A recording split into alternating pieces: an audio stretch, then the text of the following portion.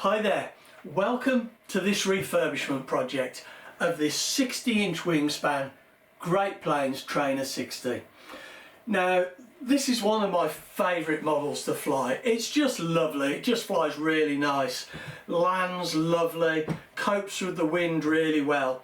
And this was part of a build series I did, must be 2 or 3 years ago, and ever since I've flown it sort of almost every week or couple of weeks. I just really like it.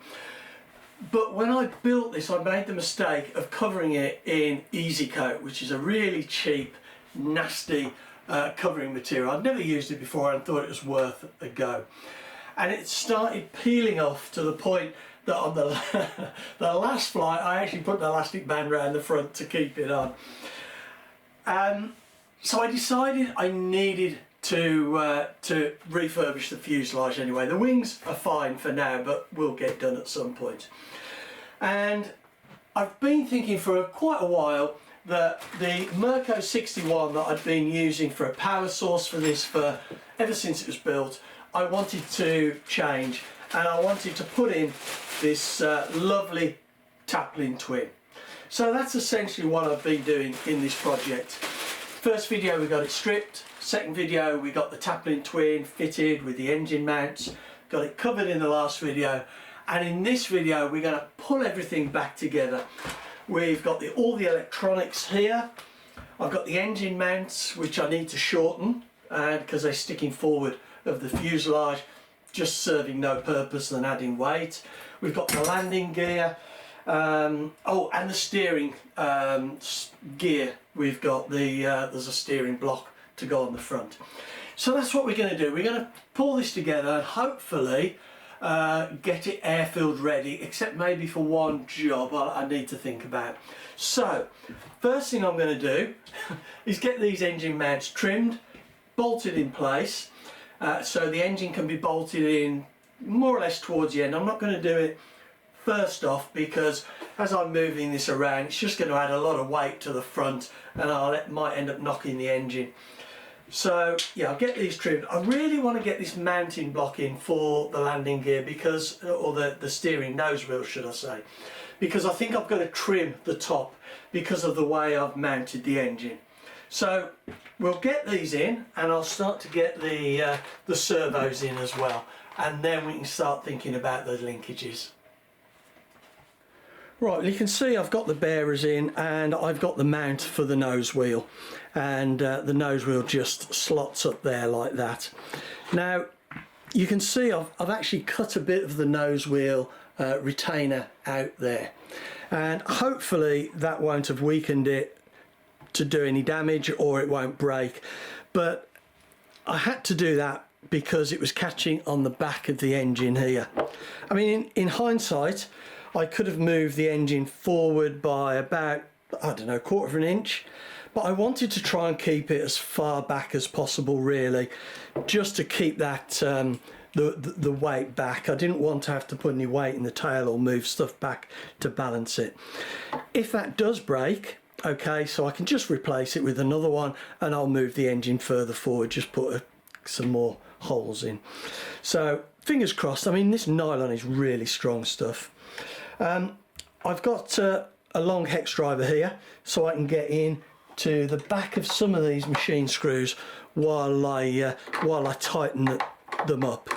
Now I find these longer ones really useful, to the point that actually I've got some really long ones which I bought, particularly I think I bought these from when I was doing my Avanti Patterns plane, and I wanted to get right down in the nose to put some machine screws in, and these are brilliant. This is 2.5 mil, and the one I'm using now is 3 mil, and to be honest I wish I had a long 3 mil one because it would make what I'm doing here just a little bit easier, although it is okay, but it is a bit of a squeeze, but we're getting there. So anyway, I will crack on and get this done. We've almost got the nose gear and the mounting beams done, and then we'll move back and start to get the servos in and linked up. Right, well, another couple of suggestions. You can see I've got a photograph here on my iPad, and this is what it looked like before I took it apart. It's whatever you're taking apart, it's always worth taking pictures. I always do, whether it's a clock I'm repairing or a plane I'm refurbishing. Now, I'm putting the servos in, and I'm using a long pair of forceps. I use these all the time, whether it's for dunking a bit of an engine or a bolt into some methanol just to soak it to get off the oil, or whether, as you can see here, I'm just threading through the leads for the servo. Just makes life a lot easier sometimes. So there you go, just a suggestion there. Right, well, I'm just sorting out the tank now and just doing the plumbing on this. I think I said earlier I'm going to use this 6-ounce tank. I don't know the make of it, I just got it with some stuff the other week. Now, there's plenty of room for that to go in there, and I'm just going to pack it round with foam once I've got the plumbing done. Now, as far as the plumbing, I'm making a clunk tank essentially, and I'm using this Tygon fuel tubing, which is good for diesel, good for petrol. And I've also got a Cavan, well, it says a gas replacement rubber bung, but essentially this is good for diesel and petrol. You can't use a standard glow bung, or it'll just it won't stand up to the diesel. So essentially that's going to go into the tank like that. I'm going to have a vent, and I'm going to have a filler.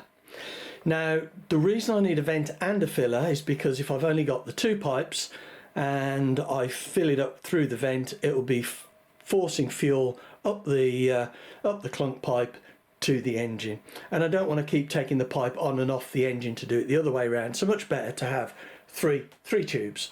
Now, this won't go in like that, but we'll just bend one of these down, and then that will just slide in with a bit of wiggling. And I'm going to put a bolt, a nut in the back there, and a hex bolt in the front, and we'll get this sorted. So I'm just ready now to feed this in, and then, as I say, just pack it into the fuel tank bay.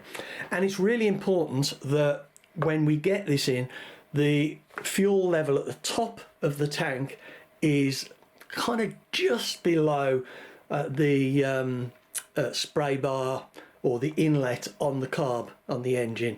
If it's any higher, we'll end up siphoning fuel into the engine and just flooding it out. If it's a little bit lower, that's okay, but the lower it is, the harder it will make for the engine to draw the fuel out of the tank. So it's not, well, it is fairly critical, I suppose, to try and get it right, and we can pack it on foam to make sure we get the right level. Okay, there you can see I've got the bung in, and we've got the filler and the vent, so we can just see those through the tank. Because of this Tygon fuel tubing, it's quite stiff, so I don't think it's going to work properly as a clunk tank. But anyway, we've made it now. We'll see how it goes. I was just editing this video, and I got to the bit where I was talking about the clunk tank, and I thought I should make the point that with diesel engines we don't pressurise the tank, we just have a vent, and we need the vent to allow the fuel to be drawn in naturally by the crankcase compression suction created in the engine. And the reason we don't have pressurised tanks is, one, our diesel engines don't need it, but the burning of diesel fuel produces water. So if we're pushing exhaust gases into a fuel tank, as we do with glow engines, then we're going to be putting water into our tanks, mixing or with our diesel fuel, which is going to cause us problems. I just thought I should make that clear. That burning of glow fuel, incidentally, doesn't produce water, but as I said, burning of diesel fuel does, and the last thing we want to do is put that in the tank, because it's going to cause us all kinds of problems. Anyway, back to the video. And there we go, you can see we've got the tank in now. It's all packed around with foam to reduce the vibration and just hold it in place. And we've got the We got the vent nice and long because I'm not sure where I'm going to take that, and then I put a clip on the filler so that I can remember it, and then this is for the fuel inlet, which I'll need to probably shorten. Well, I will shorten it. You can see I haven't got the heads on here at the moment. I took the heads off the cylinder, the cooling fins, simply because I wanted to see the gap around. There's a bit of a gap around the exhaust manifold, and I just want to have a little play with that just to make sure it's a nice fit and to make up a gasket for it. So I try and limit the amount of oil we get in the engine bay. Right, well, I'm almost there now. Very, very little to do. As you can see, we've got it on the wheels, got the engine in. I've just been connecting up the electronics, making sure I get the leads correct for the ailerons. I don't want to mess this up on the first flight because we've got the ailerons reversed, and I've set up the throttle and the throttle kill. So that's the movement we've got. We'll need to reduce the tick over because I've set that on quite a high level. I've also taken the stop screw out so we can use the kill, and the kill switch, there we go. But that's looking really good. I'm very little to do, as I said, so I'm going to crack on with this now and get the receiver in and get those cables tidy. Well, I am so pleased to get this trainer finished, and as you can see, the wings that we haven't touched are in pretty good condition, and they will need recovering at some point, but they'll be all right maybe for another couple of years. So actually I'll take these off, and we can see on the inside we've got all of the contents back in there as it was. A slightly smaller tank, of course, and we've got this lovely Taplin twin on the front, and you can see we brought the exhaust through the cheek here and down this this is a 10mm aluminium tube and away on the landing gear. Now, I have run this with a tube before and it didn't seem to make any difference at all, so fingers crossed we'll be okay. The prop, there's going to be a little bit of experimentation there, I think, because I've only ever run this engine on a 13x5 Zinger prop. Didn't want to put one on quite that big, so I put on a 12x6, and it'll be interesting to see how it flies with that, or we'll taxi it first and just make sure it taxis okay. But it might be that we put on a 12x7, so go up a pitch, or maybe even a 12x8, because these diesels can really turn a good prop. So, but like I say, there's going to be some experimentation there, and you can see we've got the carb all linked up, and where's the switch? There we go. Switch that on, and oh, sorry, hadn't turned the transmitter on. Real rookie error there. So we've got the elevator at the back, we've got the rudder and the steering wheel, and I know we saw this earlier, and we've got the throttle all set up. I won't put the wing on, it's just the ailerons there, which I haven't touched.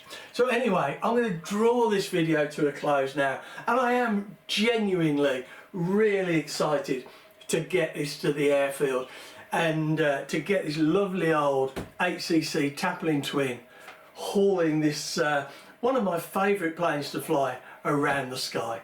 So anyway, thanks very much for watching. I hope you've enjoyed it, and you just have to come back and see the maiden flight in the next video. So anyway, thanks very much.